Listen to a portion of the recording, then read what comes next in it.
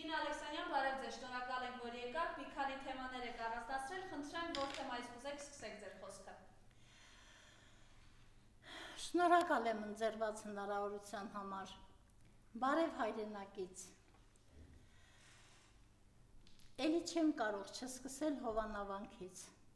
որտեղ դա այնպիսի թեժ թեմա է դարձել, եւ Հովանավանքը կարող է դառնալ ջրբաժան, որովհետև Հովանավանքի պղծումով այս շնաբարո կուսակցությունը իր բոլոր ջոչերով ու պոչերով փորձում է այլասերել ազգային զգացմունքը, ազգային հավատամքը, առանց հաշվի առնելու, որ դարերով այդ հավատամքն է, որ իր շուրջ բոլորը մոր տակ ձեռքերի նման պահել, փայփայել է ազգը, մշակույթը, մեր ազգային բացարձակ արժեք հանդիսացող լեզուն,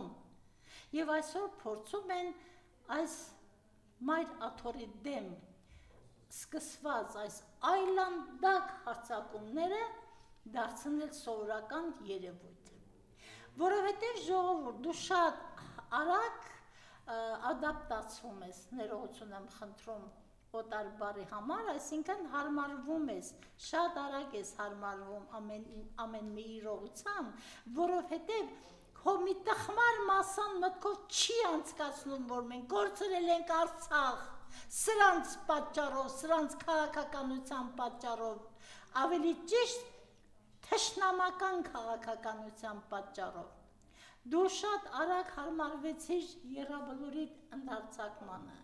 շատ արագ հարմարվում ես գների օրստորե աճող,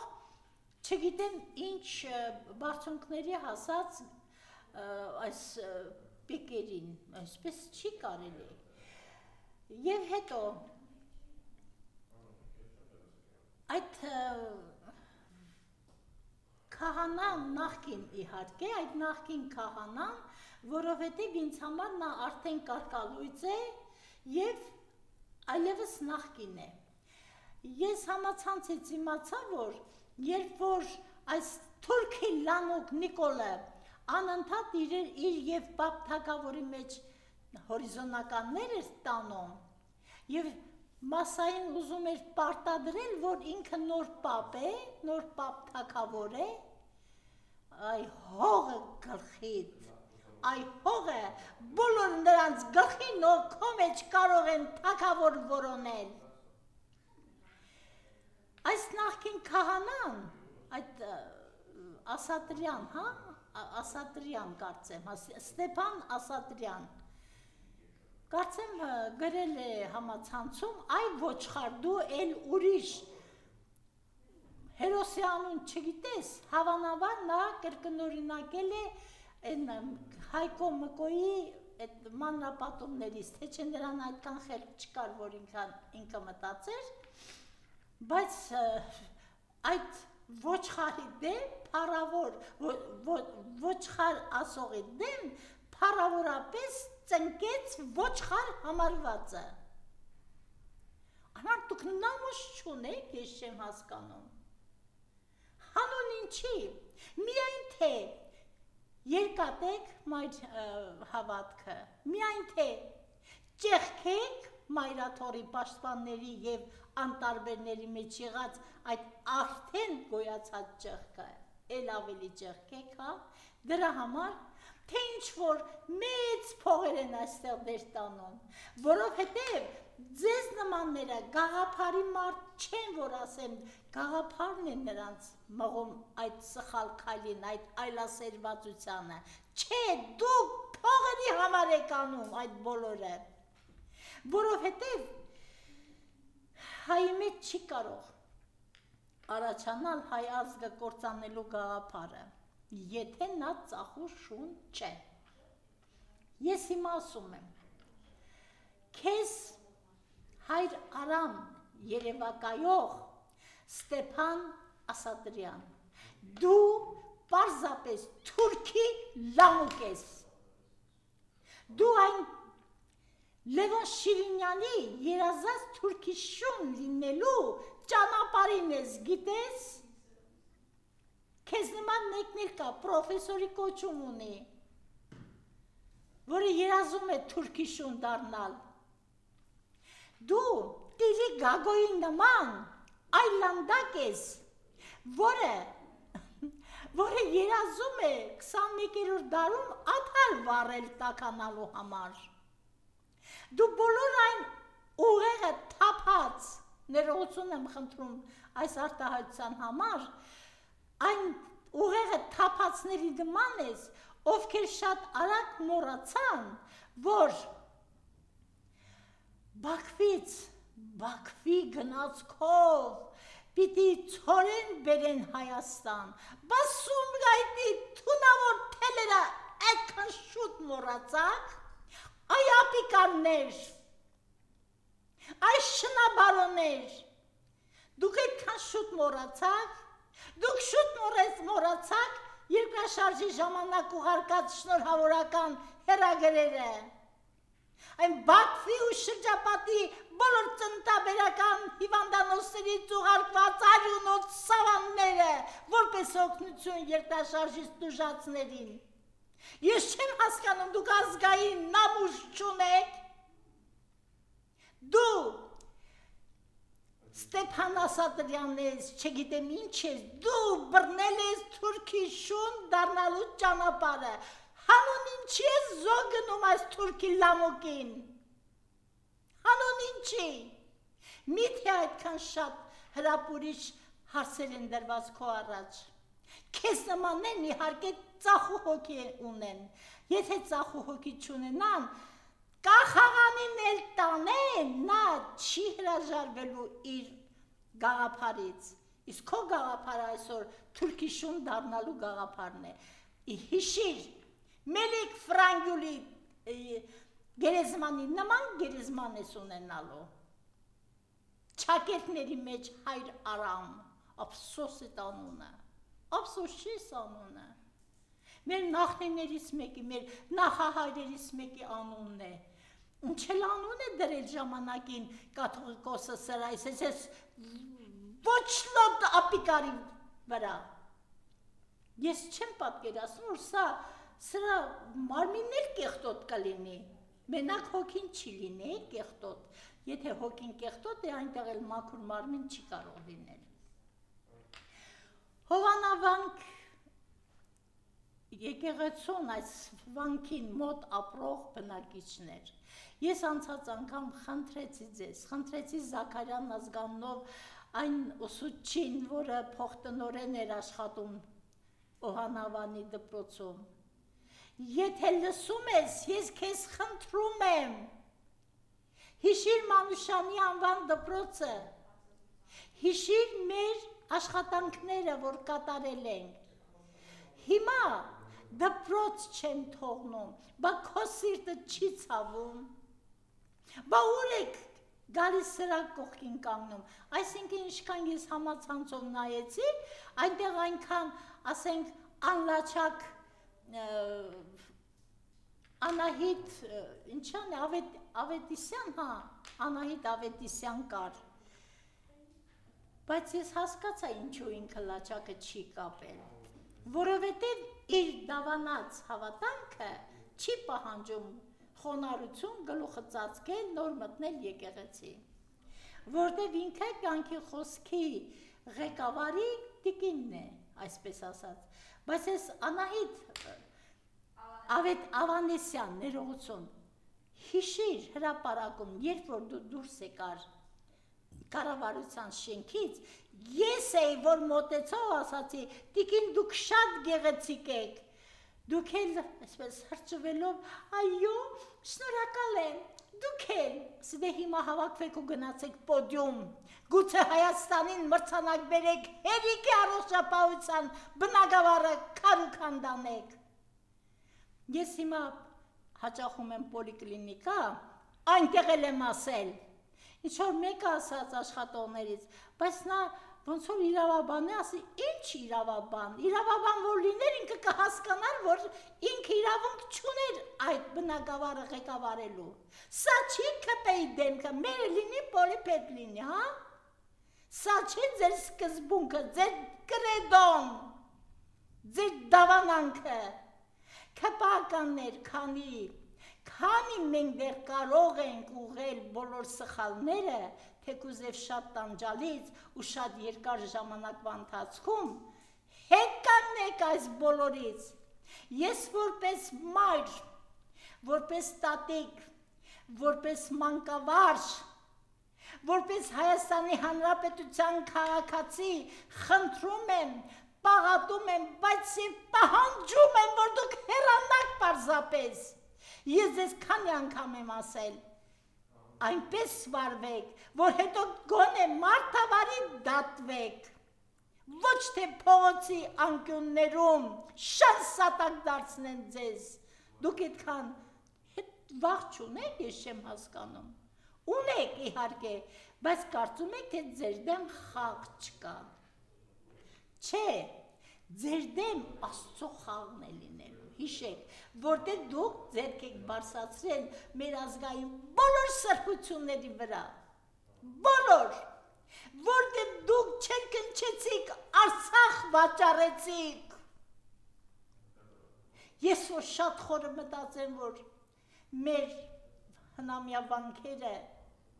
և մասնավորապես Գանձասարը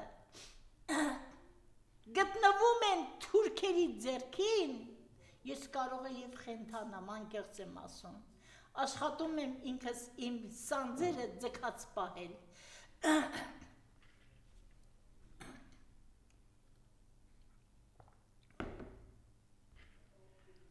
Հովանավանքի այցելուներ, երեք որ պսակ կատարվեց, ես չեմ հասկանում, իսկ այն այլասերված եք դուք, ես հիմա այնպես կուզեի, պսակվող զույգերին ցանկանալ ամենայն բարիք, ցանկանալ երջանկություն, երկար կյանք, մանուկներով լիք ընտանիք,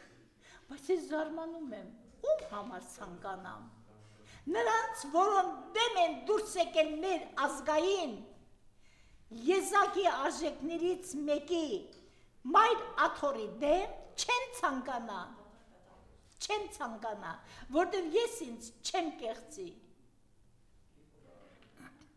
Ժողովուրդ մի գնացեք Հովանավանք, Նիկոլը ձեզ տանելու է բախման, ոստիկաններ ինչքան ասեմ, դուք նամուշ չունեք, ինչքան ասեմ, ձեր ձեռքում է հիմա ազգի բախտը, ազգի հետակա լինել չլինելու հարցը, որովհետև դուք եք պահում Նիկոլի կեղտոտ հետևը, հերիք չեղավ, հանուն ինչի, հանուն պարգևավճարների, հերիք եղավ էլի, դուք տղամարդ չեք, քանի անգամ եմ ասել, դուք բոլորը նման եք կամուրջների տակից հավաքած էքերի, որ կախաղանել կանեն ասելու եմ, այսօրվա ոստիկանությունը նման է կամուրջների տակից հավաքած էքերի, նամուս ունեցեք, ամոթ է, երկիրը փուլ է գալիս, այսինքն արդեն եկել է, նրա լավագույն հիասքանչ մասը չնայած ես չեմ կարող տարբերակել, Արցախն է լավագույնը, թե Մարտունին, Արցախն է լավագույնը, թե Սյունիքը, մեր երկիրն է, ուրեմն մեզ համար լավագույնն է, արդեն համացանցում կար, որ ջերմուկի վերևում նոր դիրքեր են նրանք կահավորում, նրանք պատերազմի են պատրաստվում, կպեն այստեղ լոլոյ անում խաղաղություն բառը շահարկելով, այն ոչնչություններ, ձեզ նման, ծախուշուն ենկել Ալիևի ձեռքը, ինչու պիտի խաղաղությունով չխապի ձեզ, ես ինչքան էլ ատեմ Ալիևին, միևնույն է կամա հարգում եմ, որովհետև այդ շնչավոր կենթանին, այդ բոլորն անում է իր ազգի, չունեցած ազգի, ազգային արժանիքները ավելացնելու և իր երկրի համար, իսկ այստեղ կներեք զուտ այս թեմային որպես կարող ենք ավելացնել կամ շարունակություն, Օրինակ Սասուն Միքայելյանը վերջերս Եռաբլուրում ասում է, եթե Վազգենը կենդանի լիներ։ Եթե Վազգենը ոչ լիներ, դու կենդանի չէր լինի, այ ողորմելի։ Որովհետև այն օրը, որ քո բերանը չփշրվեց, երբ դու ասացիր այս հեղափոխություն, իհարկե դու չես հասկանում հեղափոխությունն ինչ է, ու քո աչքին թվացել է, թե հեղափոխություն է եղել։ Այս հեղափոխություն ավելի կարևոր էր, քան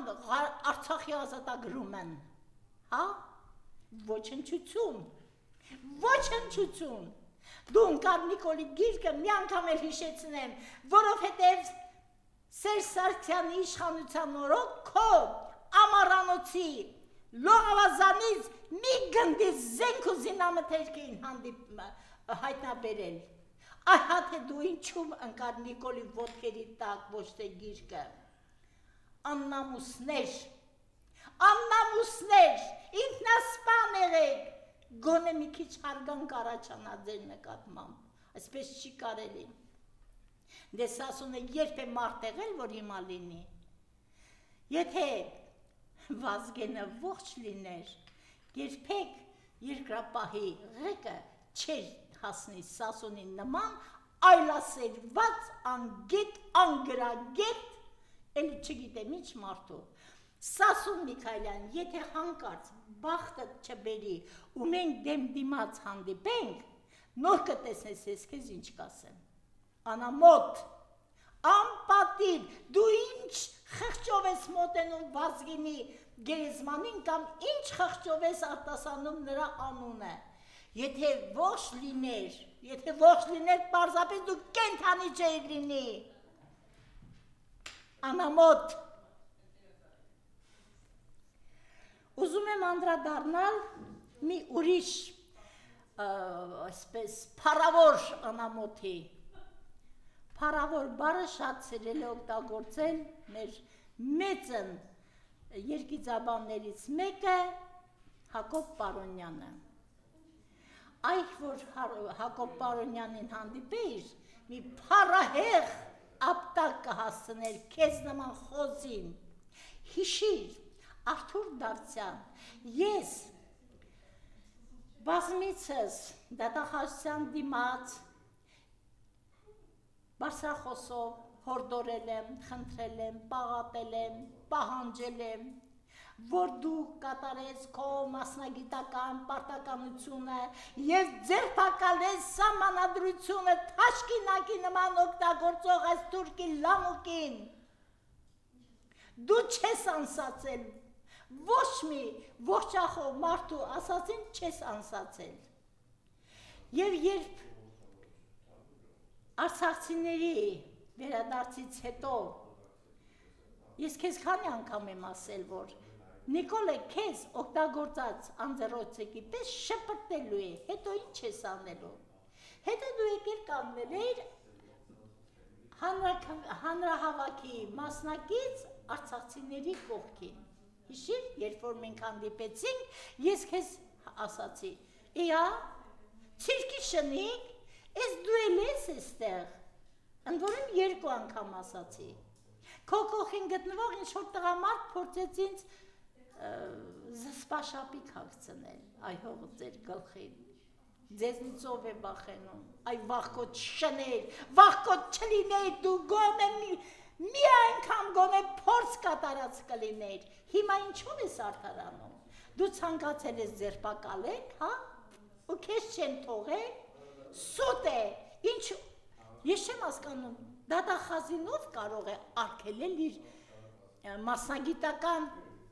պարտադրանքը իրականացնել, որևէ մեկը, ով ուզում է լինի դա, ուզում է նախագահը լինի, ուզում է վարչապետը լինի, սահմանադրորեն իրավունք չունի ու վերջ, հիմա էլ հավն են նույն ճանապարհը բռնել, ես նրան քանի անգամ ասեմ, ոչ թե Աննա Կարապետյան, այլ պարզապես, չգիտեմ, ախր ափսոսում եմ տիկին բառը, սիրուն հավ, այդպես ասեմ, որտեղ դու իրոք գեղեցիկ ես որպես կին, ես քեզ էլ եմ խորհուրդ տվել գնալ պոդիում, Պատկերացնում եք, այս Նիկոլի հավաքած էքերը,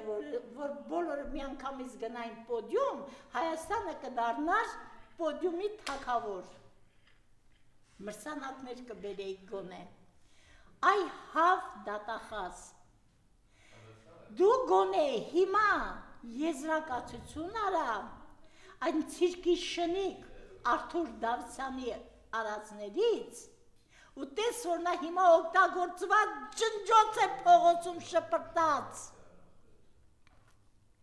Ես չեմ ասում, որ նա հիմա սոված է, ծարավ է, փող չունի,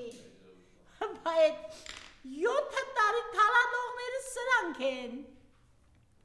8-րդ տարին է թալանողները սրանք են, ես ասել եմ էլիկ ասեմ, հողը Լևոն Տեր-Պետրոսյանի, Քոչարյանի և Սերժ Սարգսյանի ժամանակվա բոլոր թալանչիների գլխին միաժամանակ, այդ թալանը սա է, թալան է, հոգով, մարմնով, սրտով, ներվերով, մկաններով, դուք թալանել եք մեր ժողովրդի հոգին նախ և առաջ, նրան դարձրել եք աստանդական, նրան դարձրել եք ուզվոր, նրան դարձրել եք խաղալիք միջազգային ճամփաբաժաններում, այդ թալանը սա է, եթե նախկինում թալան եղել են, նյութն են թալանել, բայց երկիր են պահել, սահման են պահել, ես որ հիշում եմ, այն աշխատանքը, որ մենք կատարում ենք երեխաների անչափածների հետ, ու հիմա երբ նայում եմ 4 բոլորես փոստերում, դպրոցահասակ երեխաներ են, որոնք դասի ժամերին դպրոցում չեն, ես ապշում եմ, ինչ ճիշտ է, ապշում եմ, երբեմն ոստիկաններին հարցնում եմ, լավ ես երեխեքով ով պիտի զբաղվի, գիտեք ինչ են պատասխանում, ծնող ունեն թող զբաղվեն, ծնող ունեն թող զբաղվեն, այն մարդու իրավունքների պաշտպան հավ, ակրավ ավելի ճիշտ, չէ, դու նրանց նման գեղեցիկ չես, դու շատ նման ես ակրավի, մանավանդ երբ խոսում ես,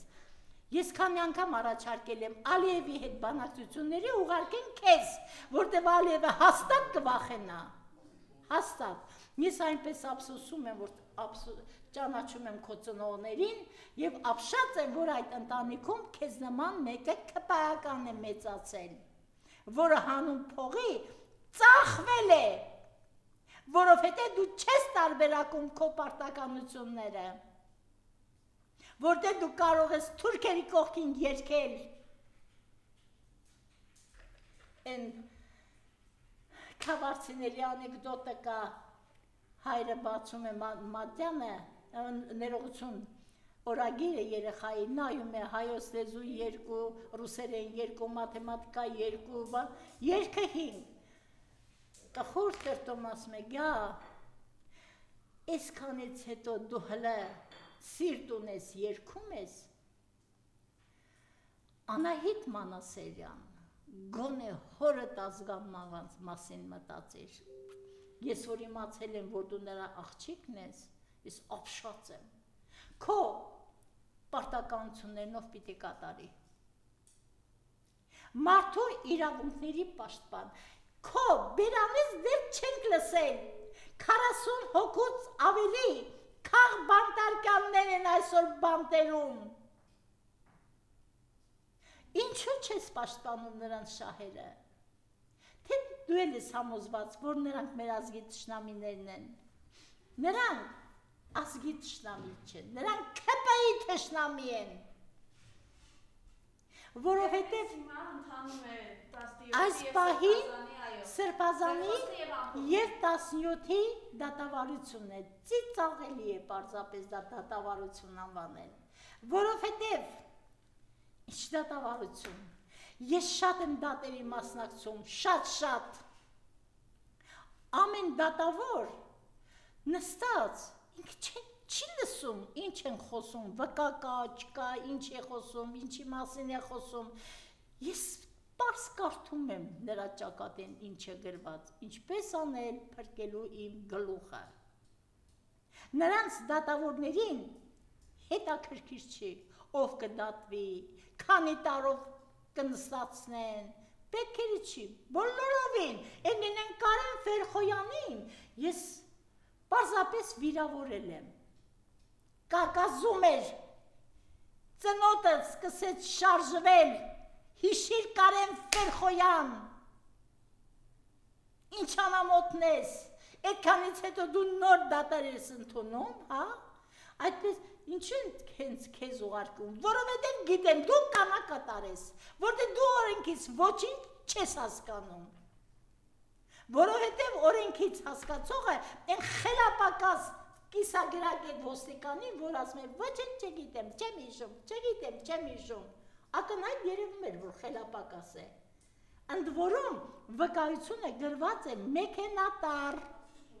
ոչ թե ձեռագրով, հրամայել գնա վկայություն տրու, ասա, որ սենց, բայց եթե դատավոր այդքան հոգեբան չի, որ կարողանա տարբերել, ուրեմն նա դատավոր լինելու իրավունք չունի, ՔՊ-ի կամին լծված բոլոր դատավորներ, բոլոր դատախազներ, բայց խելապակաս դատախազ կամի Դանիելյան ազգանունով չի հասկանում, ինքը որտեղ է գտնվում և ինչի համար է մեղադրում, զարմանալ կարելի է, դե ՔՊ-ական միջավայր է, գիտեք երբ որ ես շատ խորը ուզում եմ վերլուծել մեր այսօրվա իրականությունը, ցավալիորեն ինձ հիշեցնում է Գարսիա Մարկեսի 100 տարվա մենությունը, էս ինչ անտես վիշապ է մեզ լափում, էս ինչ զարհուրելի փոթորիկ է մեր հոգիներում, որը կարող է և մի օր չդիմանալ էլ, ինչ է մենք պետք է մեռնենք, հա, բայց չէ որ Անատոլ Ֆրանսը ասել է ազգերը չեն մեռնում, ինքնասպան են լինում, շատ լավ բնորոշում է, և մենք միթե պիտի ցանկանանք ինքնասպան լինել, մենք իրավունք չունենք, հասկացեք, աշխարհը կթքի մեր երեսին, մենք պետք է մաքրենք մեր դեմքի թուքը, մենք պետք է մեր երեսից մաքրենք այս անպատվությունը,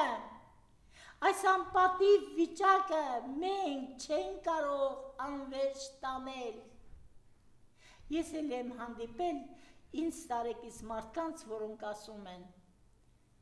կմեռնենք, այս դարդը մեր սրտում կմնա։ Ես էլ չեմ ուզում դարդը սրտումս մեռնել, բայց ես ինձ խոսք եմ տվել, ապրելու եմ այնքան, մինչև տեսեմ ձեր բոլորի անկումը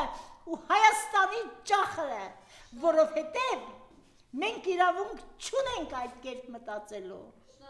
Ես եմ շնորհակալ։